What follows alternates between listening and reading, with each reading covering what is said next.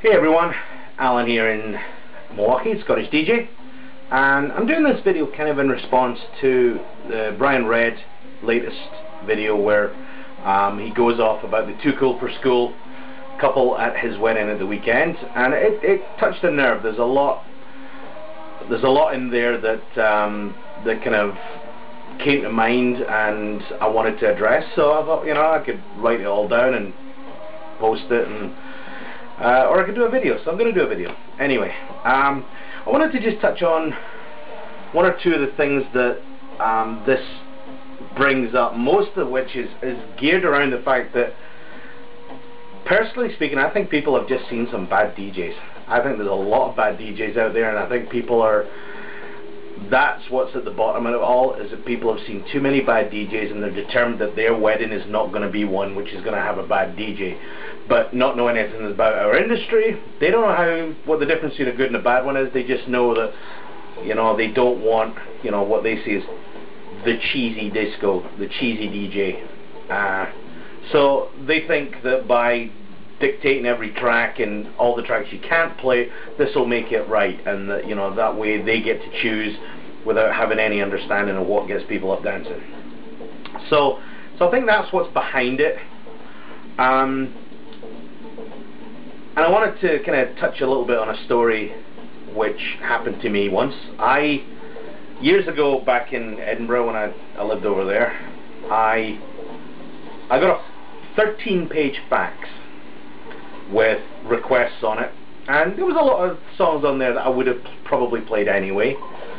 A lot of kind of wedding tracks, but there was also a whole bunch of tracks which were great for a dinner party, but you would never ever in a million years have played them expecting people to dance to them. So night goes on, I got a request for a song which, in the UK, anybody in the UK will know that this is, it's a decent enough song. It was Walk of Life by Dire Straits, and it's not an outrageous request. Wasn't on the list, wasn't thinking, played it, and the guy who asked for it is dancing away. Anyway, the groom comes up. He is not happy. Why did you play this? It's not on my list. That guy down there asked for it. So I swear he looked at the guy as if to say, must be from her side of the family, I don't recognize him, and then said to me, stick to the list. So, okay, so I went on, as time went on, we're having a great night. There's maybe 350 people, big room, big dance floor, night's going great, and I forgot. You ever forget? Like Ron White, you ever forget? I forgot. Anyway, I played another track that wasn't on his list, but again, one which people were dancing to. So, he stormed up and said, either you stick to the list, or I'll find someone who will. So that kind of pissed me off, and I thought, okay, I've got the power to make or break your night, and I've just decided to break it. So I grabbed the 4 worst dance floor tunes on his list, his 13-page fax, and made a big special announcement. These songs are all big favourites of the bride and groom. Let's have the bride and groom up. These are especially for them, and these songs could not have emptied the floor quicker if I'd used a fire hose. So they're dancing, enormous, it's a dance floor the size of a football field, and they're dancing, and it's just them. And so for the first 2 songs, they're the only 2 people up there dancing to their special songs.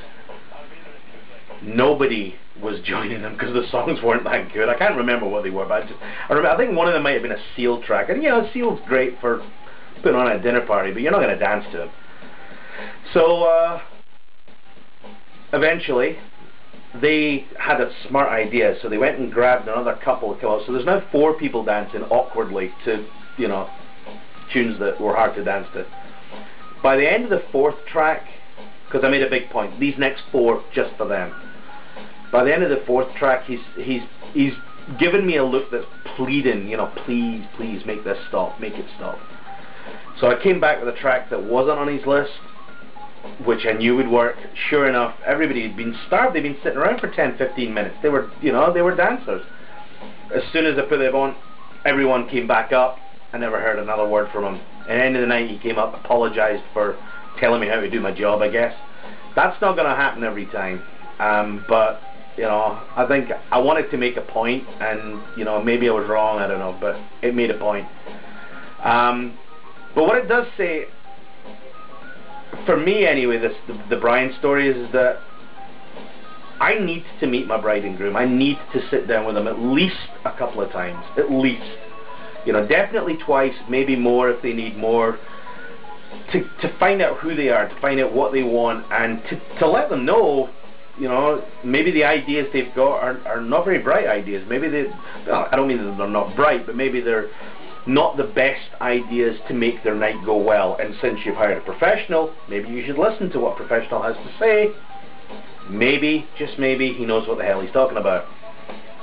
So, Brian's idea, or not idea, but what Brian does, you know, at a wedding, wandering through the crowd, establishing a rapport. I do the same thing, and it really, really helps me anyway to establish a relationship with the crowd, so that when we get going, they know who I am.